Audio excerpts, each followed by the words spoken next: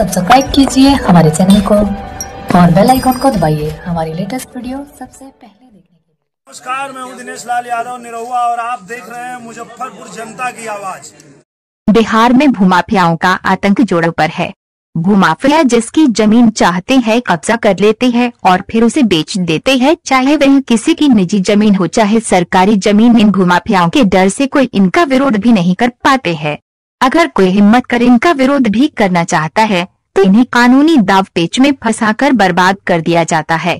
कुछ इसी तरह का ताजा मामला मुजफ्फरपुर जिला के मीनापुर प्रखंड अंतर्गत पैगंबरपुर पंचायत के रामनगर गांव का है। रामनगर मठ के महंत की दबंगई से ग्रामीण त्रस्त है।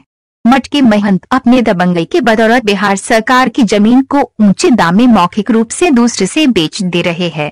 विरोध करने पर किसी केस में फंसा देने की धमकी मठ के महंत द्वारा दिया जाता है, जिसको लेकर कोई इनका विरोध नहीं करता। इसी बीच रामनगर गांव के अमित शाह के जमीन के आगे भी सरकारी जमीन को महंत राम नरेश दास कुछ दबंग लोगों के हाथों से लाखों रुपया में मौखिक रूप से जमीन बेचकर अवैध निर्माण कराने की प्रयास कर रहे हैं। उनके जमीन के आगे भवन निर्माण सामग्री भी गिरा दिया गया है। रामनगर गांव के मेन रोड मीनापुर मुजफ्फरपुर जाने वाली सड़क में दर्जनों ऐसे मामले हैं। रामनगर गांव से लेकर रामनगर मठ के आगे तक मुख्य सड़क की दोनों ओर अवैध कब्जा कर बिल्डिंग और मार्केट बनवा दिया गया है, परंतु शासन प्रशासन और अधिकारी सुस्त है। अमित शाह बताते हैं कि महंत राम नरेश दास धमकी दे रहे हैं कि तुम्हें किसी न किसी संगीन मामले में फंसाकर जेल भेज देंगे। इसको लेकर पीड़ित अमित शाह ने जिलाधिकारी से लेकर पुलिस के वरीय अधिकारी से न्याय की गुहार और भूमाफियों से सरकारी जमीन बचाने के लिए आवेदन दिया है। उन्होंने कहा कि उन्हें कानून पर पूरा भरोसा है, लेकिन अगर उन्हें न्याय नहीं मिलता है तो ग्रामीणों के साथ मिलकर उग्र आंदोलन करेंगे। मुजफ्फरपुर जनता की आवाज के लिए राहुल रंजन की रिपोर्ट। जी, आपका जो भूमि विवाद का जो मामला चल रहा है क्या है?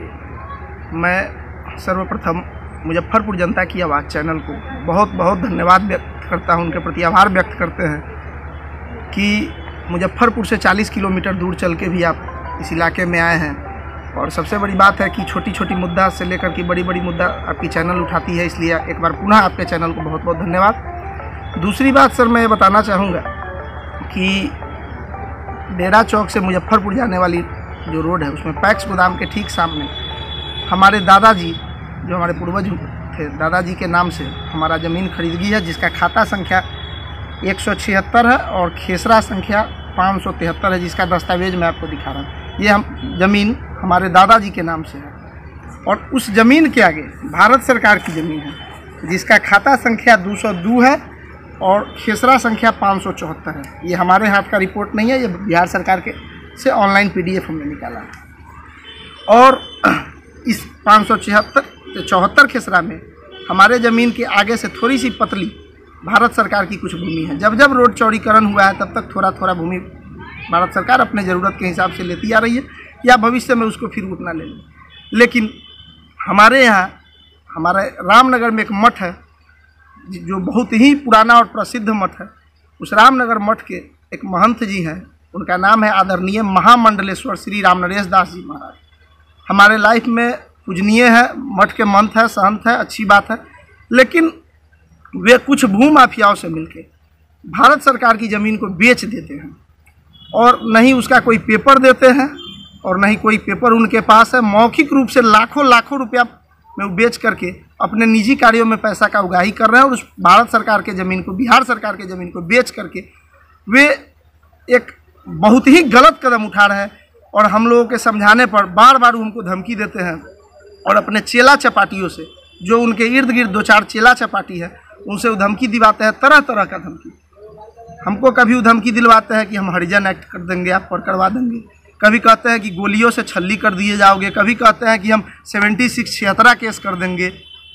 कभी कहते हैं हमको कि मतलब कि तुम्हारे घर में हथियार डलवा देंगे, शराब डलवा देंगे।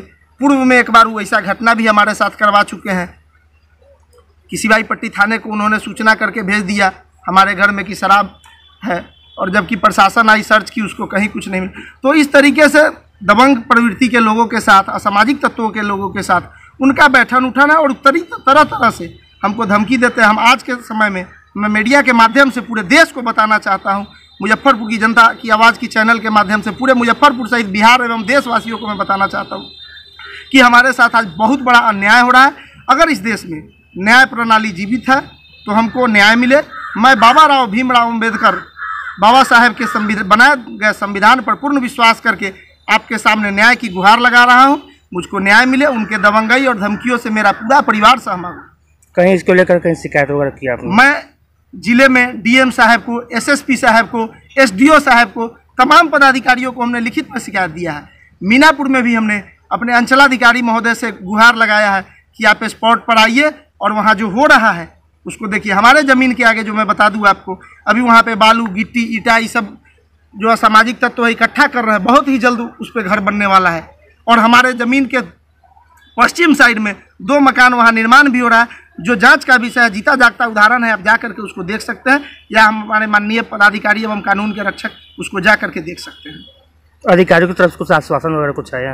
अधिकारियों की तरफ से अभी तक तो मुझे कोई आश्वासन नहीं आया, लेकिन मुझे कानून पर पूरा भरोसा है कि मेरे साथ न्याय होगा, हमको न्याय मिलेगा। और मैं मीडिया के माध्यम से बताना चाहता हूँ कि अगर मुझे न्याय नहीं मिला तो मेरा नाम अमित शाह है। मैं क्रांतिकारी धरती पर जन्मा हूँ, मेरे रग रग में क्रांति है। अगर मेरी बात को नहीं सुना जाएगा तो मैं सड़क से लेकर सदन तक आंदोलन करूंगा। मैं सड़क पर उतरूंगा। क्रांतिकारी विचारधारा में जीने वाला लोग हूँ, जब तक जीऊंगा शान से जीऊंगा। रोड पर उतरूंगा, आमरण अनशन करूंगा, तरह तरह के आंदोलन के माध्यम से मैं सरकार को मतलब कि आँख खोलने का काम करूंगा और कानून के रक्षकों से मैं न्याय मांगने की काम करूंगा।